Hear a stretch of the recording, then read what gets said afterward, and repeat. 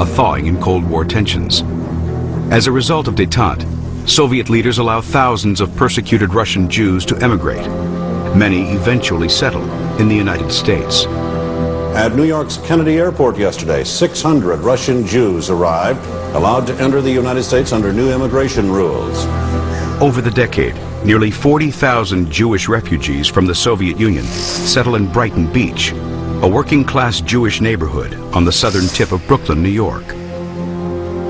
Attracted by cheap rents and its proximity to the sea, emigres nickname it Little Odessa. One of those fleeing the shackles of communism is emigre Boris Neifeld.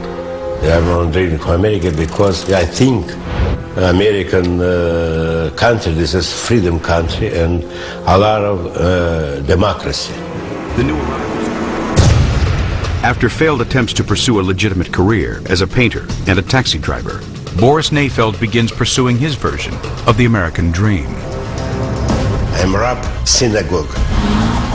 I'm rob church. I'm rob apartments. I do a lot of not right business. When a rival criminal fails to pay Neifeld a debt, he is swift to collect. I take gun, put in the head. I tell, you're not paying me, I kill you. He paid. Word of Neifeld's growing reputation reaches a powerful criminal emigre, Evsei, the little Don Agron. Agron know about this story. He tell me, Boris, come in, I want to talk to you. We start to work together. Back in Russia, Evsei Agron served time in the Gulag for murder. Inside, he is inducted as a vorvei zagonya, or thief in law, a title granted to those in the upper echelons of the Russian criminal fraternity. Thief of love is like Godfather, because every thief of love I have around him crew. He a leader. Agron educates Neifeld on this Russian criminal code. He teach me everything about criminal rule. You criminal, you must make exactly a rule. Agron uses Neifeld to run a protection racket, which preys on Russian business owners. Neifeld sends associates to cause trouble. They start to fight it and screaming and this. Okay, come on. Okay. They start to spoil this business. You know, it's all a play. The business owners then turn to Neifeld, desperate for help. The owners come in, Boris, help us. We say, okay, we help you. Neifeld's protection costs business owners 10 to 15% of their revenue. Law enforcement estimates Agron's extortions earn $50,000 a week. The fluid nature of the Russian crime network makes it difficult for the police to understand how they operate. In 1983, Detective Campanella gets a break when he receives an anonymous tip in the form of a stick figure diagram showing Evsei Agron at the head of the Russian criminal network. At the foot of Evsei Agron's crime network is Boris Neifeld. Every weekend, they visit the Russian bathhouse on Manhattan's Lower East Side, where Agron conducts his criminal business, safe in the knowledge that nobody is wearing a wire.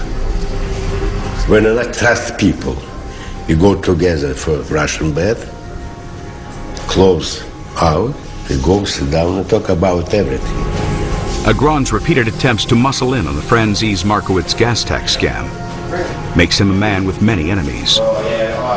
For protection, Neifeld shadows his every move. He never be in alone. I have a gun. I protect him. Brooklyn, May 4th, 1985. Neifeld arrives at Agron's Ocean Parkway apartment building in his black Lincoln town car. Neifeld calls Agron, telling him he's waiting to take him to the Russian bathhouse. At 8:35 a.m., Agron leaves his 6th floor apartment. While he waits for the elevator, an assassin steps from the shadows and shoots him in the head. After the murder, Boris Neyfeld goes to work for the next most powerful criminal in Brighton Beach, Evsei Agron's former financial advisor, Murat Balagula. Murat Balagula, he don't like Evsei. He don't like another people. Doesn't matter. He like me. Undeterred, Balagula makes his own alliance with another of New York's powerful mafia families, the Lucchese's. We make together business, we spill up money. It's my opinion. I never trust Italian. I know Italian not trust the Russian. You have power, you have connection, you have a lot of connection for every business what you have in the United States. The alliance works. February 3rd, 1986, in the offices of the Platinum Energy Company, Balagula's colleague Boris Neyfeld and associate Ilya Zeltser play cards. Suddenly, a gunman bursts into the room. The gunman opens fire with an Uzi machine gun. In the chaos, Zeltser is struck by 10 bullets and dies on the floor. I decide, when not close right away door, we all die. As Neyfeld slams the door shut, he takes a bullet in the hand.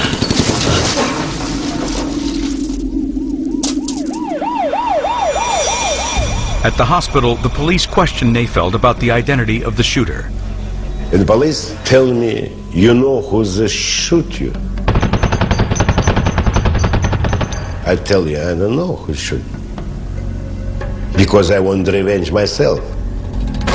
The gunman is Vladimir Reznikov, a rival Russian mobster who is trying to muscle in on Balagula's gas tax scam. While Neyfeld plots revenge, Murat Balagula sits alone in a restaurant in Brighton Beach. Reznikov catches him unaware. He presses a 9mm Beretta into Balagula's skull.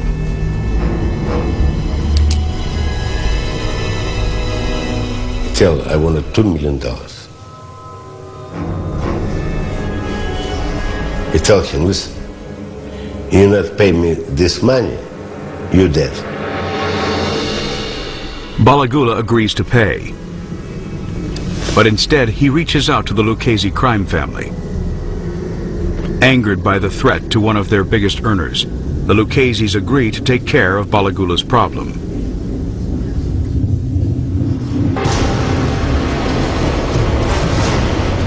June 13, 1986. A mafia assassin ambushes Reznikov as he goes to collect his money. He was walking to his car and somebody walked up to him and shot him to death.